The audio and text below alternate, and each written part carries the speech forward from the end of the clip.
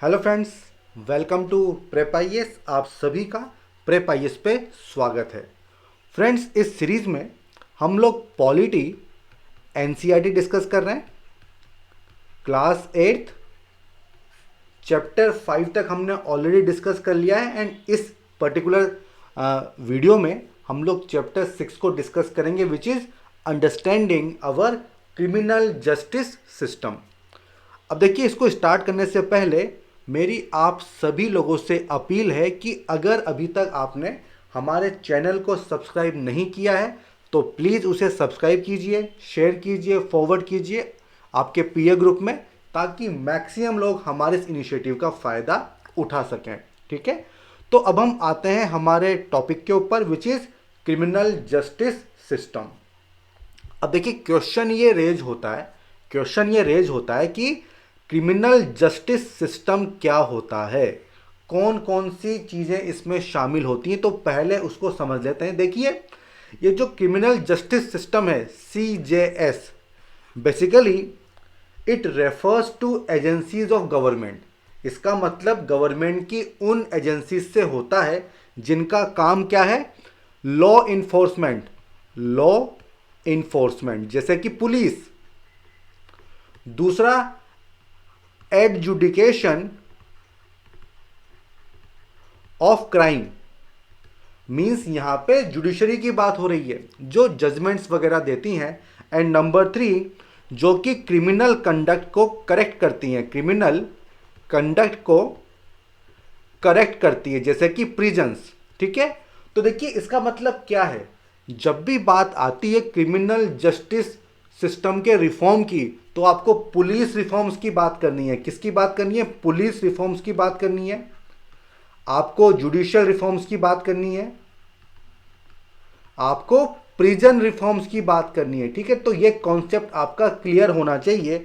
आपको prison reforms की भी बात करनी होगी, और इससे जुड़ी बहुत ही फेमस कमेटी है जिस पे अक्सर क्वेश्चन पूछे जाते हैं। क्या नाम है उसका? Justice Malimath committee. क्या नाम है? मलीमाथ कमेटी। ये कमेटी बेसिकली बनाई गई थी कब? 2000 में बनाई गई थी, और इसने 2003 में अपनी रिपोर्ट सबमिट की थी। ठीक है, तो ये बेसिक इंफॉर्मेशन है जो आपको पता होना चाहिए अबाउट क्रिमिनल जस्टिस सिस्टम। ठीक है, बड़े आगे चलिए। अब देखिए, शुरुआत करी गई है कि when we see someone violating the law, जब हम किसी को देखते हैं कि वो लॉ को वायलेट कर रहा है, तो इमिजिएटली हमारे माइंड में क्या आता है? पुलिस। हम पुलिस में कंप्लेंट करते हैं, हम पुलिस को इन्फॉर्म करते हैं कि यहाँ पे लॉ का वायलेशन हो रहा है। और आपने मूवीज देखी होंगी, वहाँ पे भी सेम चीज़ हमें देखने को मिलती है। एंड कभी कभी ऐसा कंफ्यूजन भी हो सकता है कि लोग सोचने लगें, लोग मानने लगें कि पुलिस की ड्यूटी होती है कि वो डिसाइड करे कि weather a person is guilty और नॉट। जिसने लॉ वायलेट किया है, क्या वो गिल्टी है या नहीं है। अक्सर लोग ऐसा समझ बैठते हैं कि ये डिसाइड करना ये काम पुलिस का है, जबकि ऐसा नहीं है। ऐसा बिल्कुल भी नहीं है। आप गिल्टी हो या नहीं हो, ये काम पुलिस का नहीं है। ये काम किसका है? ये काम है जुडिशरी का, और ये हमने पिछले चैप्टर में देख लिया था। ठीक है, it is a court of law that decides whether the accused person is guilty और नॉट। अक्यूज मतलब जिसके ऊपर आरोप है कि आपने ये क्राइम किया है, वो होता है अक्यूज्ड। लेकिन वो अक्यूज्ड ने वास्तव में क्राइम किया है? क्योंकि अभी तक तो केवल आरोप है ना, तो क्या वो गिल्टी है या नहीं है, ये कौन डिसाइड करेगा? ये डिसाइड करती है हमारी जुडिशरी।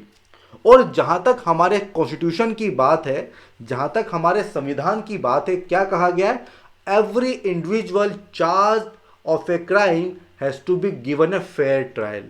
अब देखिए, ये जो पूरा जो चैप्टर है ना, ये केवल फेयर ट्रायल के ऊपर ही है कि जो आपका ट्रायल है वो फेयर होना चाहिए।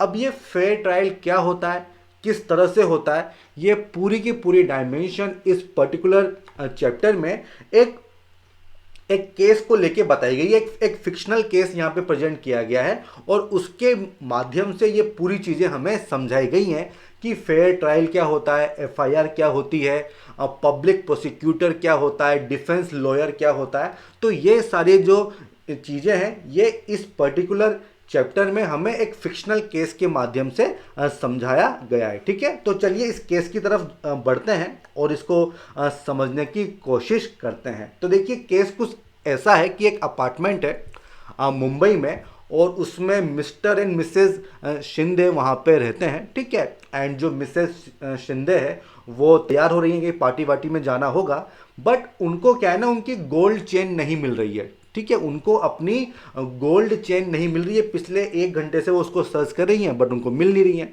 ठीक है, अब उनके जो हस्बैंड है वो उनको कह रहे हैं कि जल्दी करो, हमें शादी में जाना है। ठीक है, तो वो उनको कहती है कि भाई मुझे ना मेरी गोल्ड चेन नहीं मिल रही है। ठीक है, वो ड्रॉअर में नहीं है। आई सस्पेक्ट, मतलब मुझे शक है। अब ये शक किस पे है, क्योंकि वो जो चेन है वो उसकी जगह पे नहीं है, मतलब कोई उठा के लेके गया है। तो इनको ये शक है, ये सस्पिशन है कि शांति जो इनकी हाउसमेड है, जो कि नौकरानी है, तो उनका शक उस पे है, शांति के ऊपर, कि शांति माइट हैव स्टोलन इट। हो सकता है कि शांति ने उसको चुरा लिया हो। She always spends a long time dusting my room. तो ये उनका सस्पिशन है कि जो नौकरानी है, हो सकता है कि उसने वो चेन चुरा ली हो। ठीक है, तो अभी ये सस्पिशन है। अब ये क्या करती हैं, ये जो लेडी हैं ये शांति के पास जाती हैं, शांति हेम्ब्रम, और थोड़ा सा उनका बैकग्राउंड बताया गया है कि पिछले 3 साल से वो उनके हाउस में काम कर रही हैं। ठीक है, और अब ये जो लेडी है ये शांति को धमकी दे रही है कि अब तुम गोल्ड चेन भी चुराने लग गई, तुम्हारा ट्रंक, जो तुम्हारा संदूक है वो तुम लेके आओ, उसको हम सर्च करेंगे कि वहाँ पे चेन मिलती है या नहीं मिलती है। ठीक है, और हमने पुलिस को भी बुला लिया है, तो अगर तुम्हारे पास चेन है तो उसे लौटा दो। तो इस तरह की धमकी ये जो मिसेस शिंदे हैं ये शांति को दे रही हैं। और जो शांति है वो बार बार कह रही है कि मैडम मैंने ऐसा कुछ भी नहीं किया है, मैंने चोरी नहीं की है। अब मैटर और आगे बढ़ता है। वो जो शांति है वो ट्रंक लेके आती है, और जो मिस्टर शिंदे हैं वो उसको सर्च करते हैं, और वहाँ पे उनको 10,000 रुपीज़ का एनवलप मिलता है, एक लिफाफा मिलता है जिसमें पूरे 10,000 रुपये होते हैं। तो पहले तो उनको सस्पिशन था कि इसने चोरी की होगी।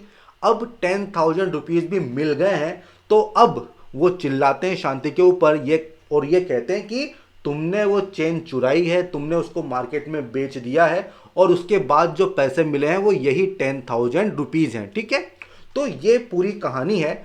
अब वो जो शांति है वो क्या कहती है कि साहब ऐसा कुछ नहीं है, मैं और मेरा जो भाई है हम पिछले काफ़ी टाइम से, पिछले 1 साल से पैसा सेव कर रहे हैं, और पर्पस क्या है कि हमें गांव में जो है एक बैल खरीदना है, ताकि खेती वगैरह हम अच्छे से कर सकें। मैं इनोसेंट हूँ, मैंने ऐसा कोई भी क्राइम नहीं किया है, ये लेडी बार बार कह रही है, बट वो सुनते कहाँ हैं। ठीक है, अमीर लोग जनरली सुनते नहीं हैं। ठीक है, तो अब वो जो मिस्टर शिंदे हैं वो क्या करते हैं, वो पुलिस स्टेशन में चले जाते हैं। कहाँ पे?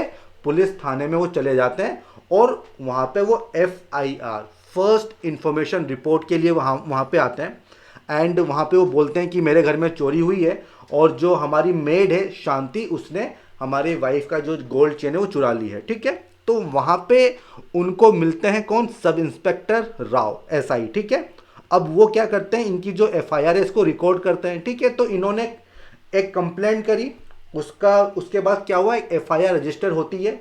ठीक है, उसकी रिकॉर्डिंग होती है, एंड एक बार जब FIR रजिस्टर हो जाती है तो उसके बाद पुलिस का काम क्या होता है? इन्वेस्टिगेशन। अब पुलिस जो है वो इन्वेस्टिगेट करेगी कि ये जो आरोप लगाए गए हैं क्या वो आरोप सही हैं या गलत वो आरोप हैं। ठीक है, तो इसका इन्वेस्टिगेशन किसको करना होता है? पुलिस को। यही उनकी प्राइम रिस्पॉन्सिबिलिटी होती है। अब क्या होता है भाई, FIR तो रजिस्टर हो गई। अब वो जो मिस्टर शिंदे हैं उनके साथ SI राव घर पे आते हैं। I will now write the statements that Mr. and Mrs. Shinde make about this theft। ठीक है, वो स्टेटमेंट लिख रहे हैं।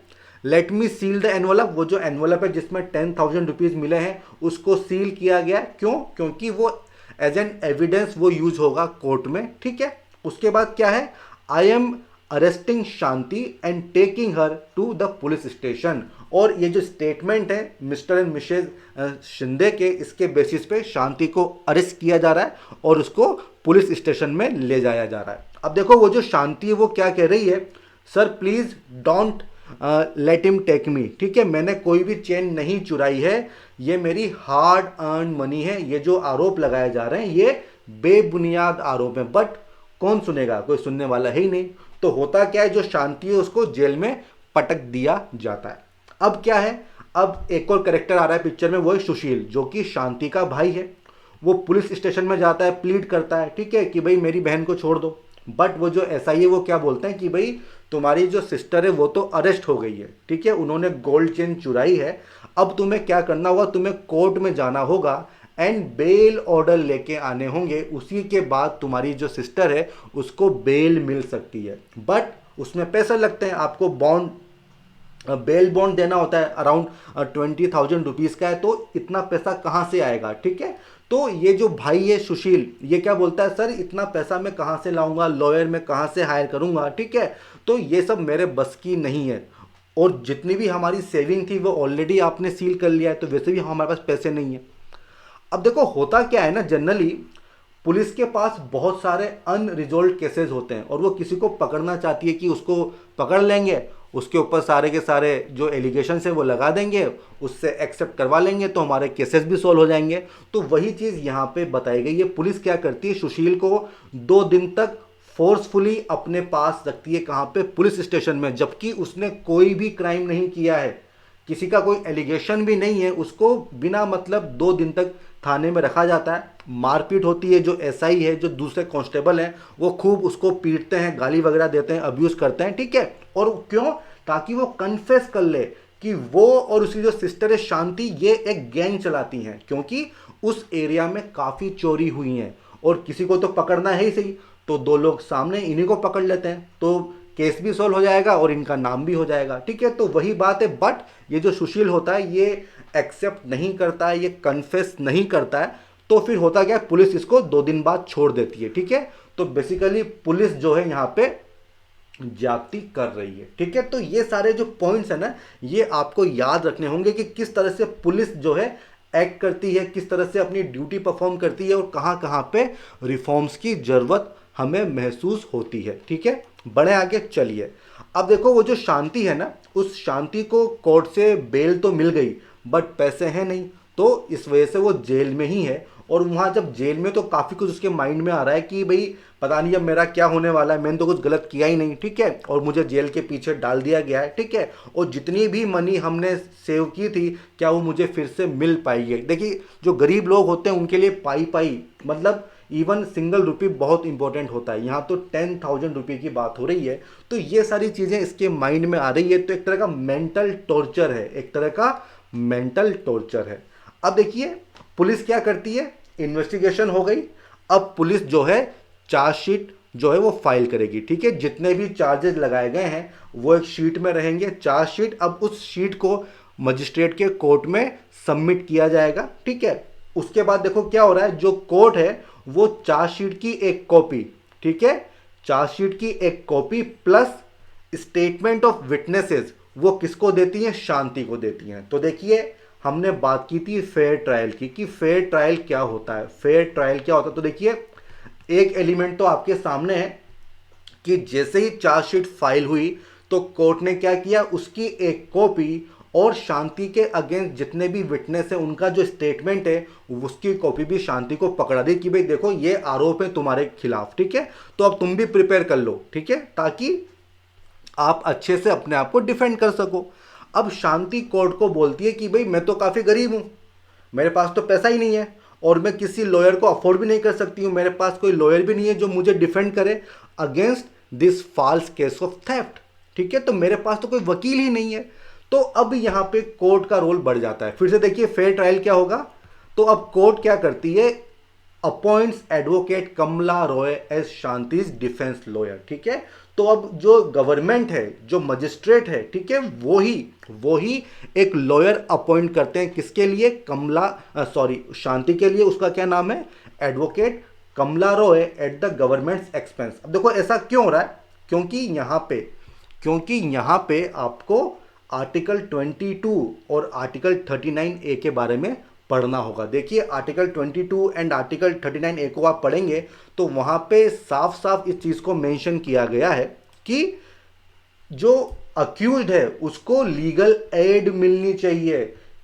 shall not be denied the right to consult or be defended by legal practitioner। ठीक है, तो ये आर्टिकल 22 बोलता है कि जो अक्यूज्ड है उसको लीगल एड तो मिलनी चाहिए। और इसके अलावा 39A डीपीएसपी ये क्या बोलता है कि to provide free legal aid, ये स्टेट की रिस्पॉन्सिबिलिटी है कि उसको जो गरीब लोग हैं, जो इकोनॉमिकली पुअर हैं, ठीक है, तो उन सभी को फ्री लीगल एड जो है यहाँ पे प्रोवाइड करनी है। ये किसकी रिस्पॉन्सिबिलिटी है? ये स्टेट की रिस्पॉन्सिबिलिटी। और देखिए यहाँ पे एक पॉइंट और है, मैंने बार बार फ्री ट्रायल की बात की है। तो देखिए फ्री ट्रायल ये कौन सा आर्टिकल है, क्या आप रिकॉल कर पा रहे हैं? देखिए article number 21 right to life.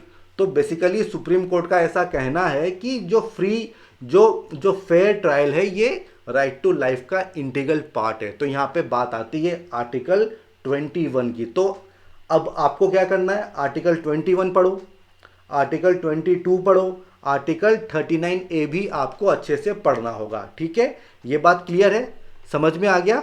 ठीक है, बढ़े आगे चलिए। तो अब उनको लॉयर मिल गया एंड वो जो शांति है वो लॉयर को सारे पेपर्स वगैरह देती हैं कि भाई ये चार्जशीट है, ये स्टेटमेंट्स हैं, ठीक है, और ये भी कहती हैं कि ये जो सारे चार्जेज हैं ये झूठे हैं, फाल्सली जो है मुझे फंसाया जा रहा है। और वो कहती है कि जो 10,000 रुपीज़ थे, ठीक है, जो शांति के ट्रंक में मिले वो मेरे द्वारा अर्न की गई मनी है। ठीक है, और उनका ऐसा कहना है कि ये मैंने चेन बेच दी और उसके बाद ये पैसे मेरे पास आए हैं। ठीक है, but the money that we have been saving up together, जबकि ये पैसा तो मेरा खुद का पैसा है। तो ये पूरी जो जितना भी कुछ हुआ है शांति ने जो डिफेंस लॉयर है उसको समझा दिया। देखिए डिफेंस लॉयर समझ गए ना आप, डिफेंस लॉयर कौन है? जो कि शांति को लॉयर मिला है, जो कि शांति को डिफेंड करने के लिए अपना काम करेगा, ये होते हैं डिफेंस लॉयर। ठीक है, अब देखो उसके बाद क्या है, कोर्ट में अब हियरिंग स्टार्ट हो रही है। कोर्ट ने क्या किया है, चार्जेस फ्रेम कर दिए, मिसेज शिंदे की जो गोल्ड चेन चोरी हुई है और आरोप लगाया है किसके ऊपर, शांति के ऊपर। और अब शांति से पूछा जा रहा है कि भाई ये जो तुम्हारे पर आरोप लगाए गए हैं, क्या तुम्हें वो आरोप कबूल हैं क्या? ठीक है, क्या तुम अपने आप को गिल्टी मानती हो क्या? तो शांति यहाँ पे कह रही है कि आई प्लीड नॉट गिल्टी। ठीक है, ये जो आरोप हैं ये बेबुनियाद हैं और मैं जो हूँ एक ट्रायल को क्लेम करती हूँ, मतलब पूरी सुनवाई वगैरह होनी चाहिए, मेरी बात को भी सुना जाना चाहिए। ठीक है, तो आई क्लेम ट्रायल। ठीक है, तो यहाँ पे आई थिंक आपको कोई इशू नहीं होगा, सारी चीज़ें समझ में आ रही है ना कि डिफेंस लॉयर क्या होता है, जो कि शांति को डिफेंड कर रहा है। अब देखिए जो डिफेंस लॉयर है, जो कमला रॉय है, वो शांति का जो पक्ष है वो कोर्ट में रख रही हैं। अब बात आती है कि स्टेट का या फिर पुलिस का पक्ष कौन रखेगा, तो उसके लिए होता है पब्लिक प्रोसिक्यूटर। कौन होता है? Public prosecutor. वो स्टेट के बिहाफ पे अपीयर करता है। ठीक है, वो स्टेट के बिहाफ पे अपीयर करता है। और देखिए मैंने यहाँ पे कहा कि पुलिस के या फिर स्टेट के बिहाफ पे, ठीक है, बट इसमें सही सेंटेंस क्या है कि वो स्टेट के बिहाफ पे काम करता है, वो पुलिस के बिहाफ पे काम नहीं करता है। ठीक है, तो इसको आप करेक्ट कर लेना। ठीक है, तो स्टेट के बिहाफ पे वो जो पब्लिक प्रोसिक्यूटर है वो अपीयर होता है। अब स्टेट के बिहाफ पे क्यों, वो थोड़ी देर में हम समझ लेंगे। अभी आप समझ लो कि स्टेट के इंटरेस्ट को पब्लिक प्रोसिक्यूटर रिप्रेजेंट करता है। ठीक है, एंड अब ये जो पब्लिक प्रोसिक्यूटर है ये मिसेज एंड मिस्टर शिंदे को विटनेस के रूप में जो है प्रेजेंट करते हैं और अब उनसे बातचीत हो रही है। जो पब्लिक प्रोसिक्यूटर है वो बात करते हैं कि मिसेज शिंदे आप मुझे बताओ कि किस तरह से जो आपकी गोल्ड चेन है वो मिस हो गई। तो अब मिसेज शिंदे अपनी पूरी बात बता रहे हैं। ठीक है, क्या बता रहे हैं कि भाई मैंने अपनी चेन डोर में रखी थी एंड शांति ने उसको चुरा लिया। अब देखो यही तो बात है कि शांति ने उसको चुरा लिया, जबकि इसने देखा नहीं है। ठीक है, ये केवल अज्यूम कर रही है। ठीक है, और बता रही है कि शांति ने इसको चुरा लिया। No other outsider except Shanti goes into my room. ठीक है, तो ये जो पूरा जो भी केस है केवल शक की बुनियाद पे ही है। ठीक है, mister Shinde search her trunk, पूरी कहानी बताई जा रही है कि 10,000 रुपीज उसके एनवलप में मिले हैं। ठीक है, शी इज ए थीफ। तो ये इसने पूरी बात बता दी और यहाँ पे जो जज साहब हैं वो पूरी बात एकदम सुन रहे हैं। ठीक है, अब क्या है, ये विटनेस हैं दोनों, मिस्टर मिसेस शिंदे। अब क्या हो रहा है, जो एडवोकेट है कमला रॉय, अब वो इनको क्रॉस एग्जामिन कर रही है। ठीक है, देखिए फिर से जो फेयर ट्रायल की हम बात कर रहे हैं, तो यहाँ पे तो यहाँ पे क्या हो रहा है, यहाँ पे जो डिफेंस लॉयर हैं उनको भी पूरी अपॉर्चुनिटी मिल रही है किस बात की, कि वो विटनेस को क्रॉस एग्जामिन कर सकते हैं। ठीक है, तो ये सारे पॉइंट आपको याद रखने होंगे। अब देखिए वो जो लॉयर है, डिफेंस लॉयर, वो इनसे बात कर रही हैं कि what you are basically saying is that you did not see Shanti steal the chain। भाई आपने उसको चोरी करते हुए तो नहीं देखा है, ठीक है, ना ही ट्रंक से आपने चेन बरामद की है। तो बेसिकली ये डाउट क्लियर, मतलब डाउट्स क्रिएट कर रही है कि आपके जो कहानी है ना उसमें कितने लूप होल्स हैं, क्योंकि आपने चोरी करते हुए नहीं देखा, ना ही वो चेन आपको मिली है। Also in the 3 years that she has worked for you, nothing has been stolen from your house। तुम्हारे घर से एक भी बार चोरी नहीं हुई है। अगर शांति चोर होती तो काफ़ी बार चोरी करती, बट ऐसा पहली बार हो रहा है। And you were also regularly paying her ₹1000 as salary each month.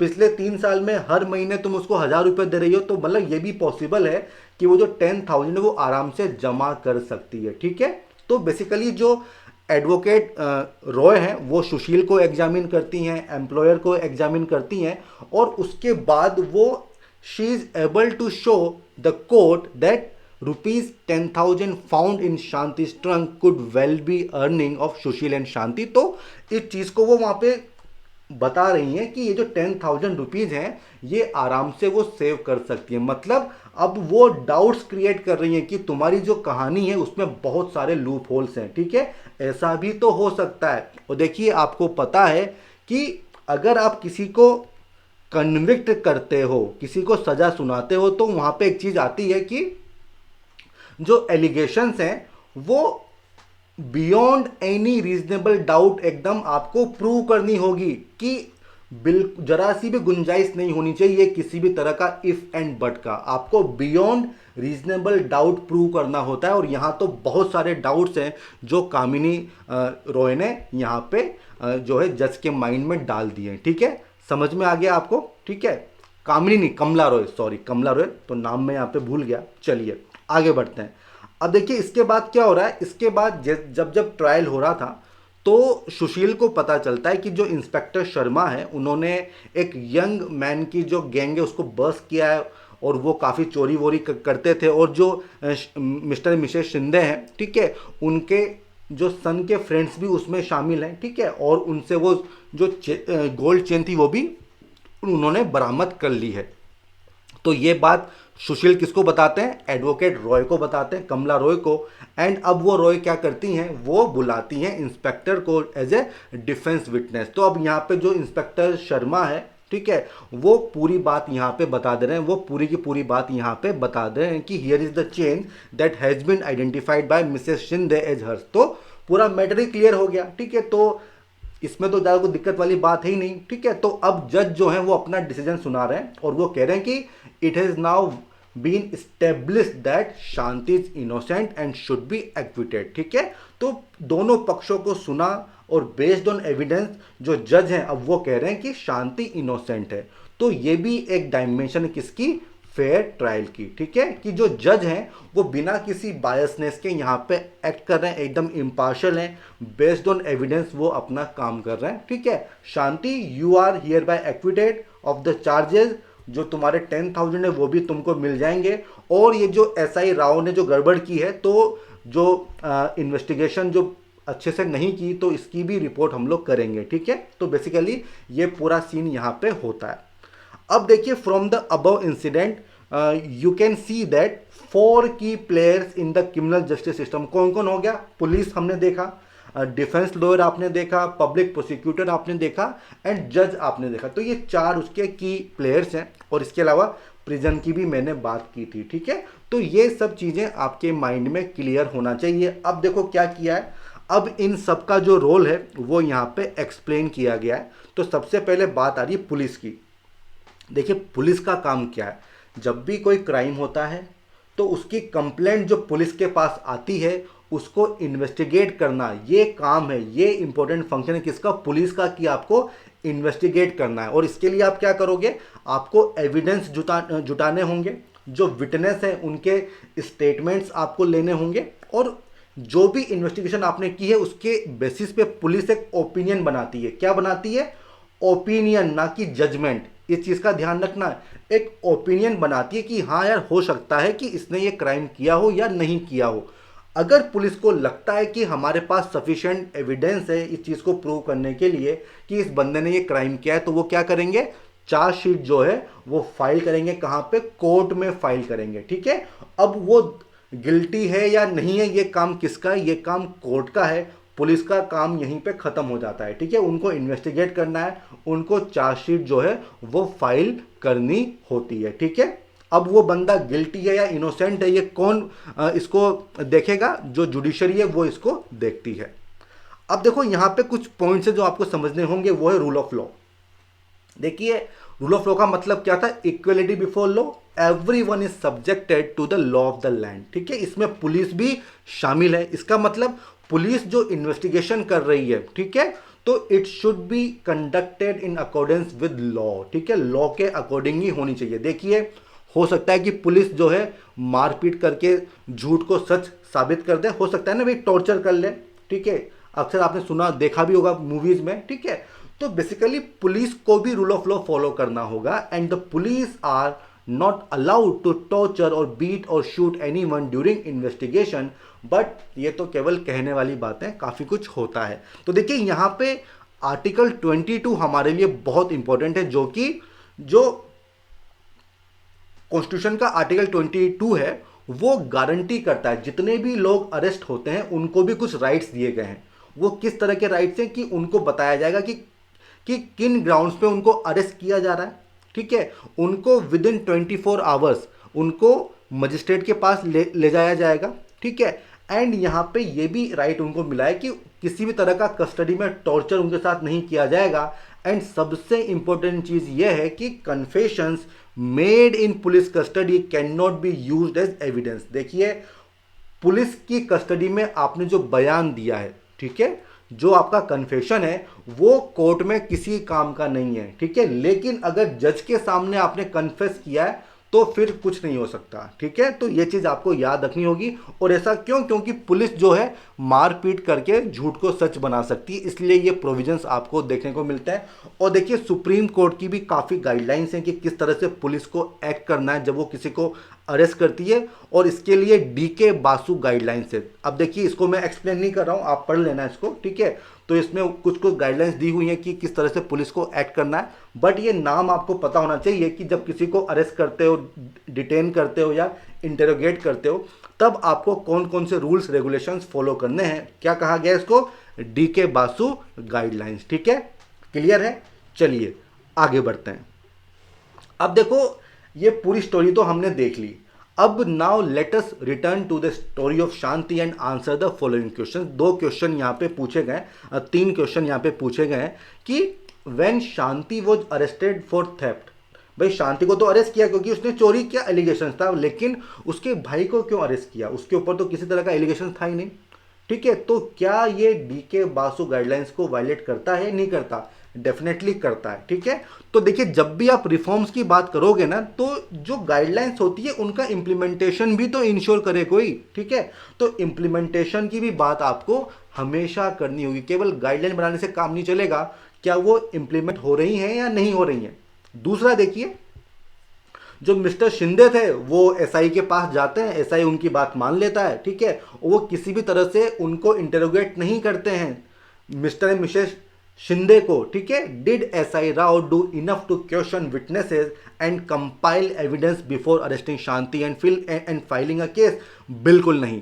तो ये एक लूप होल है ना, ये चीज गलत हुई है, ऐसा करना चाहिए था एसआई को, उनको प्रॉपरली इन्वेस्टिगेट करना चाहिए था। बट उनको लगा कि पैसे वाला आदमी है, बड़ा आदमी है और वो गरीब है, तो ये सही कह रहा होगा। ठीक है, अगर इसका रिवर्स केस होता, अगर मान लो शांति इस तरह की एलिगेशन लगाती किस पे, मिस्टर शिंदे पे या उनके 20 ईयर ओल्ड सन पे, तो क्या पुलिस सेम एक्ट करती? डेफिनेटली वो ऐसा एक्ट नहीं करती। काफी रेयर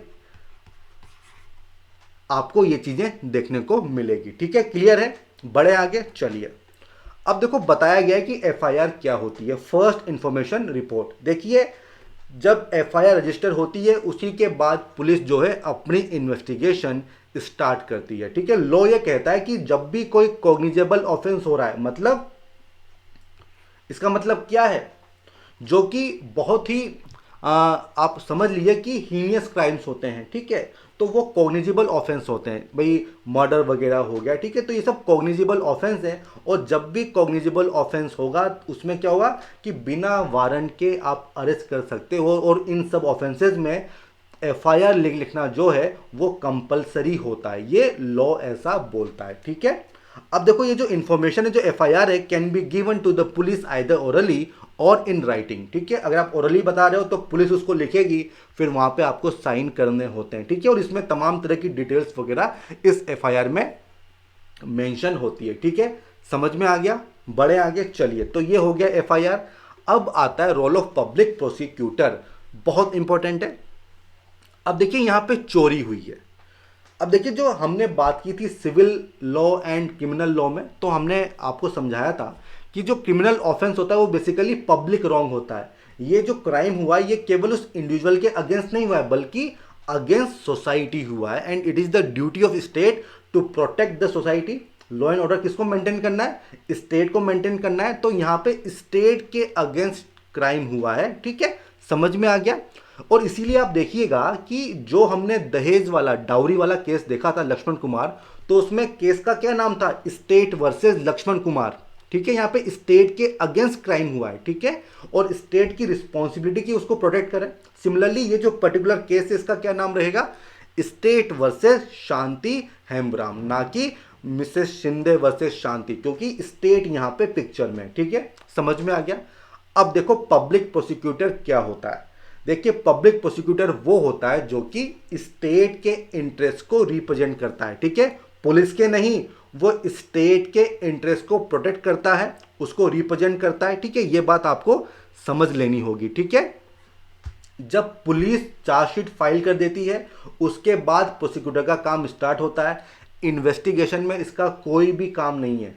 जब पुलिस ने चार्जशीट फाइल कर दी अब उसके बाद इनका रोल जो है पिक्चर में आता है, ठीक है, and must conduct the prosecution on behalf of the state. देखिए कभी कभी पुलिस फंसा देती है, तो इसका मतलब ये नहीं है कि जो पब्लिक प्रोसिक्यूटर है वो पुलिस को फेवर करे, उनको इम्पार्शियल होके अपनी ड्यूटी परफॉर्म करनी है। जो मटेरियल फैक्ट हैं, जो विटनेस हैं, जो एविडेंसेस हैं, वो प्रेजेंट करने होंगे किसके सामने, कोर्ट के सामने, ताकि कोर्ट को क्लियर पिक्चर मिल सके कि आखिर में वास्तव में क्या हुआ है, और फिर वो केस को डिसाइड कर सके, ठीक है। तो ये होता है पब्लिक प्रोसिक्यूटर, समझ में आ गया, बड़े आगे चलिए। अब आता है what is the role of the जज। जो जज है अब उसका क्या रोल है, तो देखिए जज का रोल है कि वो एक तरह से एम्पायर की तरह काम करते हैं। वो दोनों जो पक्ष हैं, जो दोनों पार्टी हैं, जो विटनेसेस हैं, उनको सुनेंगे और क्या एविडेंसेस उनके सामने आए हैं उनको देखेंगे, ठीक है, and decides whether the accused person is guilty और innocent on the basis of evidences. देखिए एविडेंस के बेसिस पे वो डिसाइड करेंगे, ऐसा नहीं कि वो अमीर है, वो गरीब है, उसकी कास्ट क्या है, उसका रिलीजन क्या है, नहीं, एविडेंस क्या है और लॉ क्या है उसके बेसिस पे ही जज को डिसाइड करना है, ठीक है, समझ में आ गया। चलिए अब देखो नेक्स्ट टॉपिक क्या है कि फेयर ट्रायल क्या होता है। देखिए ऑलरेडी हमने काफ़ी सारी डायमेंशन इसकी देख ली है कि फेयर ट्रायल क्या होता है। देखिए जो अक्यूज्ड है उसको चार्जशीट दी है, विटनेस के स्टेटमेंट दिए, तो ये सब उसी का पार्ट होते हैं। और देखिए this is because for a trial to be fair several different procedures that have to be observe. देखिए जो आर्टिकल 21 है एक बार उसको देख लेते हैं। आर्टिकल 21 क्या बोलता है, no person shall be deprived of his life और personal liberty except according to procedure, ठीक है। तो लॉ एक प्रोसीजर बनाता है और आपको उस प्रोसीजर को फॉलो करना है, इसी को बोलते हैं फेयर ट्रायल। अगर नहीं होगा इट मीन्स आप आर्टिकल 21 को वायलेट कर रहे हो, ठीक है, आप आर्टिकल 21 को वायलेट कर रहे हो, समझ में आ गया। चलिए अब देखो क्या क्या एग्जाम्पल हमने देखे, कॉपी ऑफ चार्जशीट उनको दी गई, ठीक है, स्टेटमेंट की कॉपी उनको दी गई, और ये जितनी भी हियरिंग हो रही है किसी सीक्रेट प्लेस में नहीं हो रही है कि शांति को पता ही नहीं है, ये ओपन कोर्ट में हो रही है ताकि लोग डिसाइड कर सके कि हाँ वास्तव में ये चीज़ सही हो रही है कि नहीं हो रही है, ठीक है।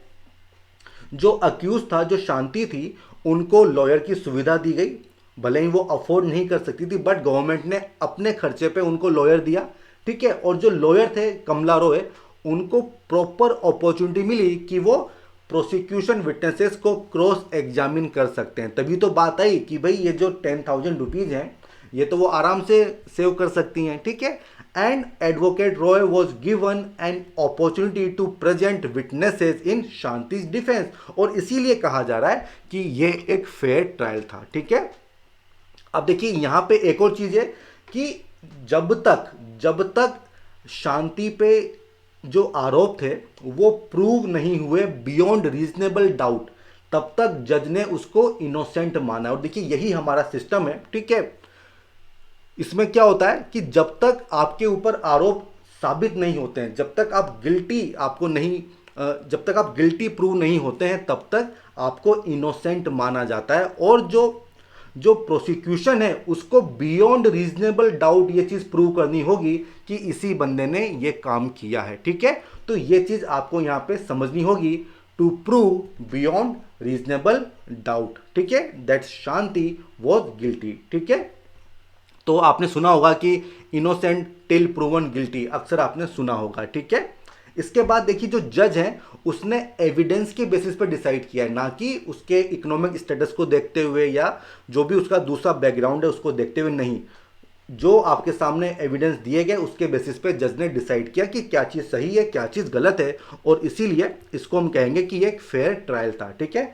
समझ में आ गया। चलिए अब देखिए इसके बाद क्या है कि the rule of law which says that everyone is equal before the law would not make much sense if every citizen were not guaranteed a fair trial by the constitution. तो देखिए इससे क्या मतलब हुआ कि अगर फेयर ट्रायल नहीं मिल रहा है तो आप रूल ऑफ लॉ को इंश्योर नहीं कर सकते हो, ठीक है। और इसीलिए देखिए जो सुप्रीम कोर्ट है उन्होंने कहा है कि फेयर ट्रायल जो है वो आर्टिकल 21 का इंटीग्रल पार्ट है, ठीक है, वो इसका इंटीग्रल पार्ट है। और इसी के साथ जो हमारा चैप्टर नंबर 6 है ये यहीं पे एंड होता है। आई होप आपको समझ में आया होगा। अगर कोई भी डाउट है तो आप कमेंट सेक्शन में मुझसे पूछ लो, मैं डेफिनेटली उसका रिप्लाई करूंगा। और आपको क्या करना होगा, अगर अभी तक आपने हमारे चैनल को सब्सक्राइब नहीं किया है तो सब्सक्राइब कीजिए, शेयर कीजिए, फॉरवर्ड कीजिए, ताकि मैक्सिमम लोग हमारे इस इनिशिएटिव से जुड़ सकें। तो ठीक है फ्रेंड्स, हम फिर मिलेंगे, तब तक के लिए all the best, good bye.